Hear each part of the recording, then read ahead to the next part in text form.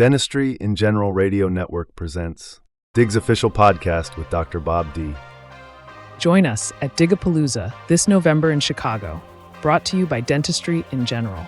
This exclusive event features world-renowned speakers, leaders in their fields, delivering carefully selected topics that tackle the real challenges dentists face today.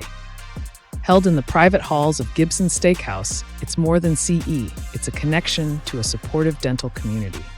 Early bird pricing is live, but spots are limited and selling fast. Visit dentistryingeneral.com for more details. Challenge ideas, not people. Mastering online community etiquette. Dr. Bob D. interviews Dr. Paul Goodman.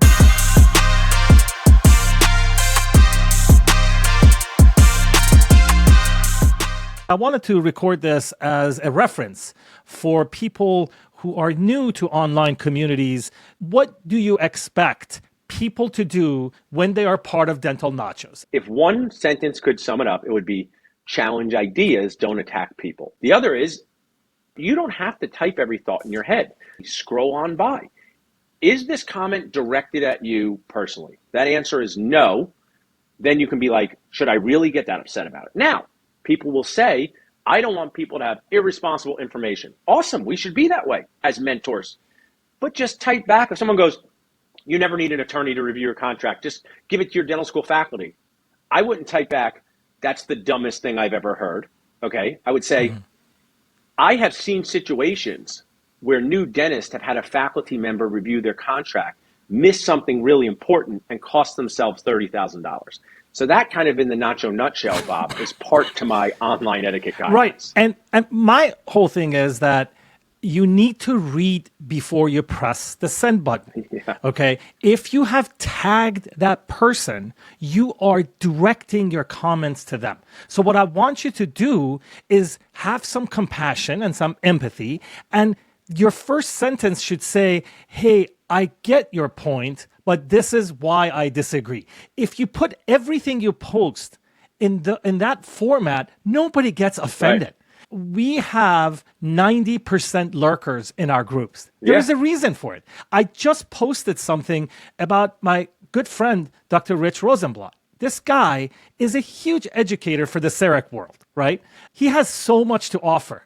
He told me, Bob, I don't want to post anything. Yeah. If somebody asks questions, I'll answer and help. Because online discussions always get toxic. And you and I are trying to prevent that. There is no stupid questions, people. Right. Pretend our communities are study clubs. You don't go to a study club and you say, hey, that was a dumb question. I often show a video of me making like an NBA length three. And I say, how many people thought good shot? Or how many of you thought, how many times did it take you to make that? And everyone goes, how many times did it take me? Because there's something wrong with us, right? But if I took my 6-year-old out on the court and I showed her trying and she finally made a shot, everybody would cheer. So be more like that, right? Be more like, thanks for sharing this. You should seek help from someone, a coach, because if you are so emotionally attached to, I don't know, a gold crown versus a zirconia crown, a bridge versus an implant, we should always be willing to have our ideas challenged without attacking each other. Struggling with the pressures of private practice? Digapalooza is here to help. Hosted by Dentistry in General, the first weekend of November in Chicago, this unique event features all-star speakers, recognized globally for their expertise, delivering carefully selected topics designed to give you actionable takeaways for your practice. These aren't your typical lectures. Plus, sponsors are handpicked to support independent dentists against private equity-backed offices. The learning continues beyond the classroom with insights from thousands of practices.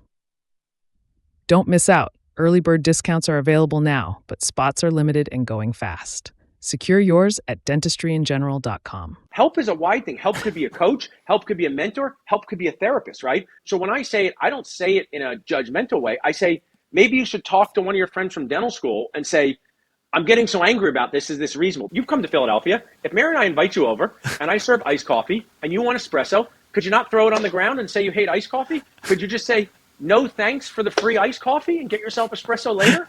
Yeah, like when people criticize us for free speech.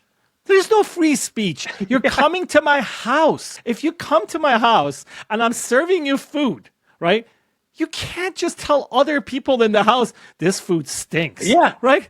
At least wait until you leave my house. If someone came into your office on Monday, Bob, and walked up to your front desk and said, this office is ripping me off, you're not submitting to my insurance, you're stealing my money, and started yelling in the waiting room, would you say, that's free speech, just keep talking? Right. No, you'd say, you can't talk like that. But if that same person said, oh, I would just like to talk to Dr. Bob's office manager, and sat down and say, this last EOB, I thought it was going to cover more.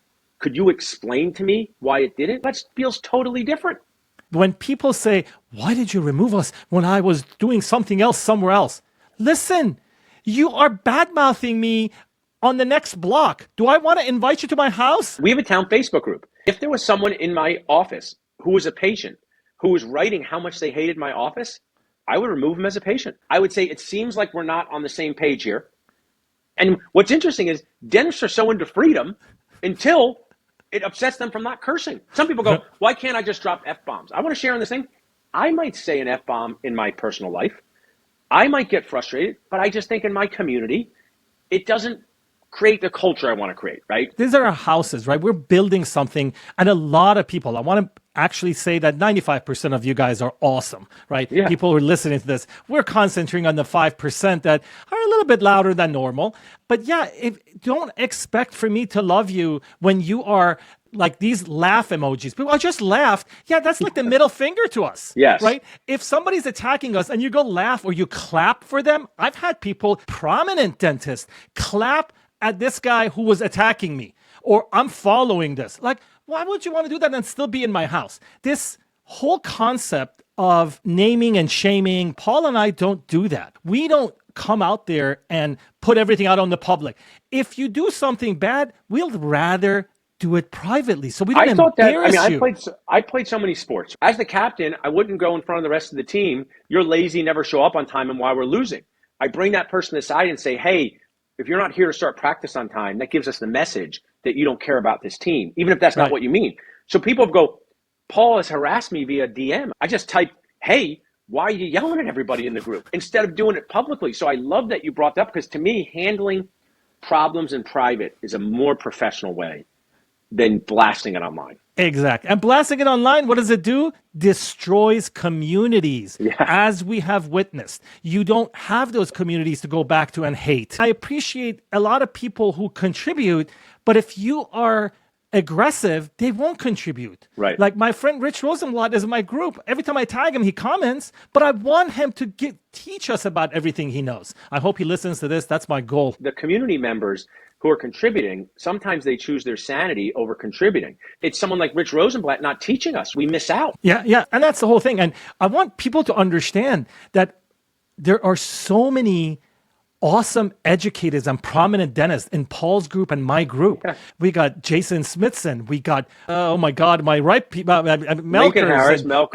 Harris, Melkers, and Volker. There are people there that can teach you so many things, but you got to make them feel comfortable. I think we covered everything, right? Yeah. Everything. People should listen to it. Challenge ideas, don't attack people. Think before you type. There's a book, Read the 5-Second Rule by Mel Robbins. It's a great book, because sometimes those 5 seconds are the difference between you staying in a community or not. So I like it, Bob. And the best revenge, Stoicism teaches you, the best revenge is not to be like them. And take a deep breath. Hey, thanks, Paul, for being here. Awesome, Bob. Great, thanks. That's a wrap, but your journey continues at Digapalooza this November in Chicago. Presented by Dentistry in General, this event connects you with world-class speakers, sharing insights you won't find anywhere else, and delivering carefully selected topics to help you grow clinically and professionally. Early bird pricing is available, but spots are limited and selling quickly. Elevate your skills and expand your network. Visit dentistryingeneral.com to register now. This has been a production of Dentistry in General Radio Network. Visit our website, dentistryingeneral.com, to join engaging clinical and business conversations, explore our dental podcasts, and stay updated on our upcoming live event.